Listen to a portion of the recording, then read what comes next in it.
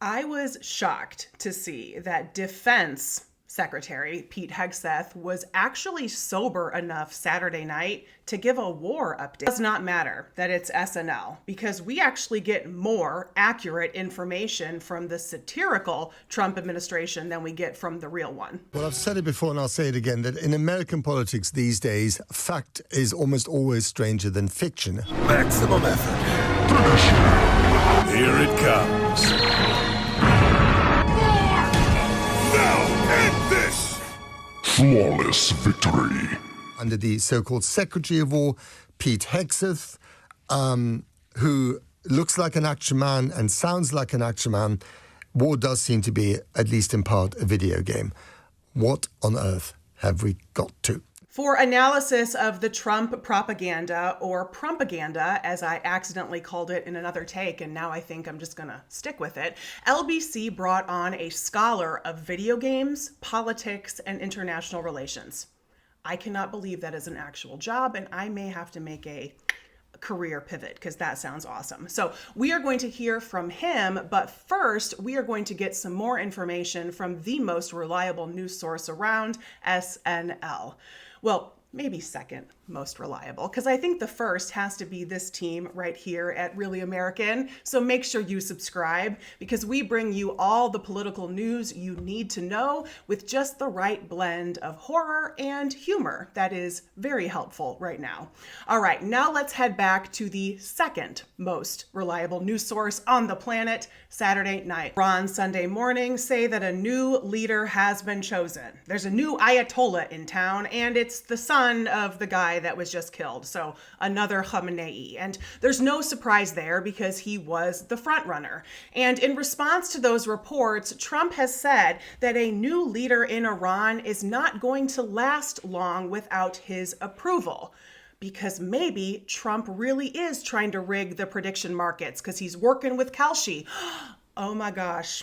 Maybe SNL is the world's most reliable news. After watching Hegseth's many media appearances over the last week or so, Colin Jost is spot on. Hegseth is an incompetent, immature war junkie. And honestly, if I had a high school student who showed me that propaganda video, I would say, are you kidding me? That is way too juvenile. Well, I've said it before and I'll say it again, that in American politics these days, fact is almost always stranger than fiction. Who would have thought that an American president called Donald Trump would start a war in Iran and then spread the message about the war, doing some very questionable strategic thinking, through clips officially released by the White House that include bits of holiday movies like Tropic of Thunder or Deadpool and Iron Man, set all that to the Macarena at times, or maybe not, and then have pictures of smart bombs, American smart bombs, actual real ones going off, killing lots of people. This is really the stuff of kind of dystopian satire, let alone fiction. Let's just listen to a quick clip. Wake up, Daddy's home.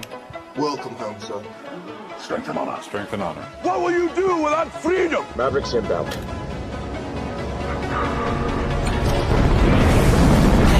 You can't conceive of what I'm capable of! Finishing this fight. Yeah, I'm thinking I'm back. I'm here to fight for truth and justice in the American way. I am the danger. Time to find out. Maximum effort. Tradition. Here it comes. Now end this. Flawless victory. This is not satire. This is a real clip. It was released by the White House. And Ben Stiller, the actor, tweeted or X'd this morning, "Hey, White House, please remove the Tropical Thunder clip. We never gave you permission and have no interest in being a part of your propaganda machine. War is not a movie." This administration is being run by a bunch of abusive internet trolls, and they just started a war. And that video is further proof that Hegseth's brain never fully developed. Let's speak to Dr. Nick Robinson. He's that extraordinary mixture. He's a video game scholar, yes, there is such a thing, and also Professor of Politics and International Relations at the University of Leeds.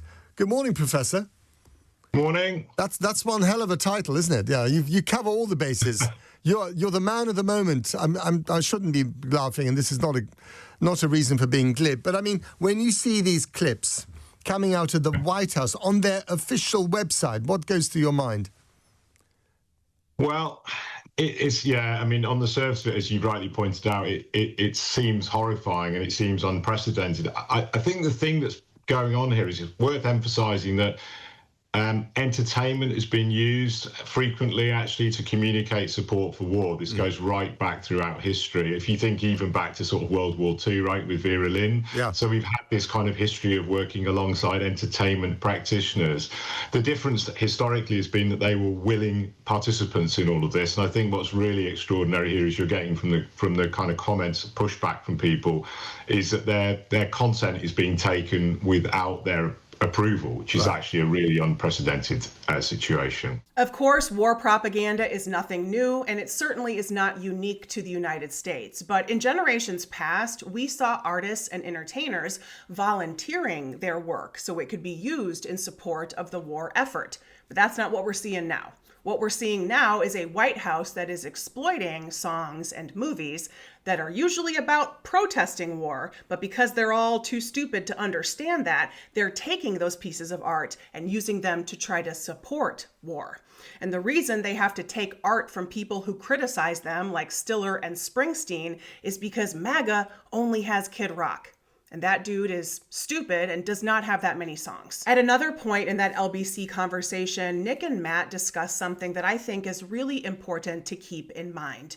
Donald Trump does not do nuance. He does not do detail. He does not do gray area. He only drives a narrative that is black and white. Pure good versus pure evil. So he can manufacture these internet videos where it looks like he's having a moment of glory. And he does not care how much damage and death he causes along the way to achieving that glory. I think that's where actually the parallels to the video gaming thing become really complex, because video games do something very similar, right? In majority video games, there's a clear demarcation between a friend and an enemy. The outcome of the game, as it were, is enacted through the usage of extraordinarily engaging high-tech weapon systems in the main. There's huge amounts of bombast, music, a complete absence of diplomacy, and force becomes desirable and ethically unproblematized. So in all of those sorts of ways, the parallels with the Trumpian kind of approach are really, really strong. So you can almost imagine somebody watching the video and then picking up their controller and going off and playing and reenacting almost exactly the same thing that they're seeing on their television set. And that's where the blurring becomes really, really ethically problematic. Those callous assholes played actual footage of the U.S. killing people in Iran right after they played Ryan Reynolds making a stupid quip as Daredevil. What the fuck? That is the amount of seriousness they are showing for war. Because this administration is being run by a bunch of little boys who think war is cool, and they are incapable of showing it the deference it deserves. Let's all keep that in mind when these motherfuckers are standing on a tarmac saluting flag-draped coffins for their photo ops. They don't give a fuck about the loss of life. They are sending our families overseas to die so they can make memes about their Call of Duty game coming to life. It's like they're a bunch of methed out Geppettos making Pinocchios. Ooh, I made a real boy. And then they set it on fire so they can get the likes. To counter the government's propaganda, you can support independent media organizations like Really American. So make sure you subscribe. And speaking of likes, your engagement helps get our work in front of more people. So like this video, leave a comment, and remember to share it with someone in your life so we can keep these really important conversations going. For Really American Media, I am Corinne Straight. Thank you so much for watching, and I'll see y'all next time.